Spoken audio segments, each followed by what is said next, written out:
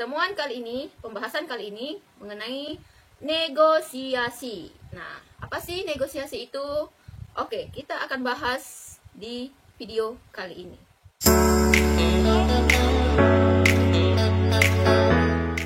Hai, Assalamualaikum warahmatullahi wabarakatuh. Sebelum ke materi, saya ingin bertanya dulu.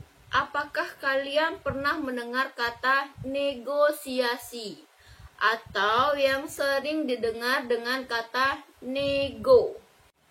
Oke, yang pertama kita masuk ke pengertian teks negosiasi.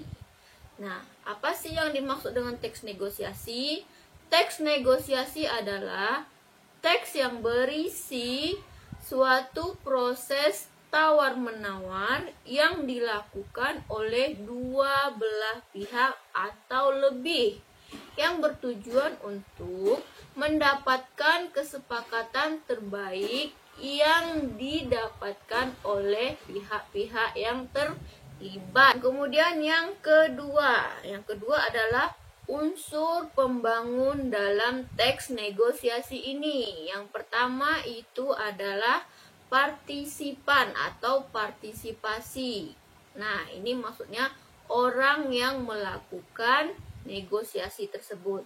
Nah, yang kedua adalah masalah di antara pihak yang melakukan negosiasi atau yang partisipan yang melakukan negosiasi. Nah, kemudian yang ketiga adalah pengajuan dan penawaran. Nah, di dalam teks negosiasi itu harus ada pengajuan dan penawaran.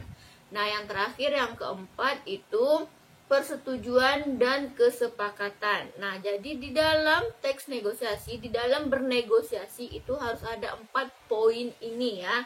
Yang pertama tadi partisipan, yang kedua masalah partisipan, yang ketiga pengajuan penawaran, dan yang terakhir persetujuan atau kesepakatan.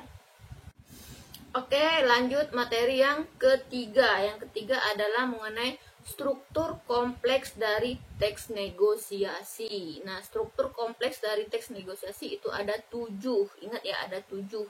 Yang pertama adalah orientasi. Orientasi itu pembuka.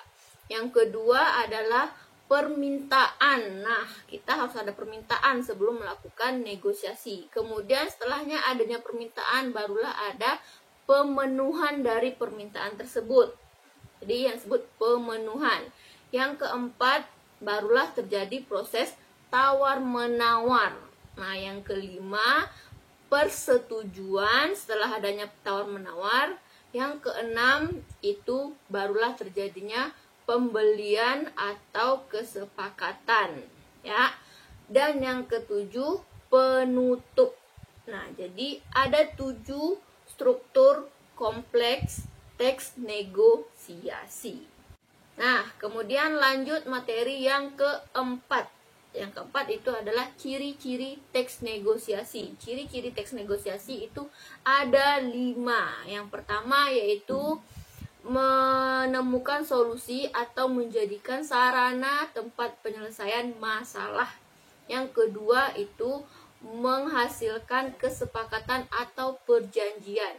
Yang ketiga, menghasilkan penyelesaian yang saling menguntungkan. Nah, yang keempat adalah memprioritaskan kepentingan bersama. Dan yang terakhir itu memiliki tujuan yang praktis. Itu ada 5 dari ciri-ciri teks negosiasi.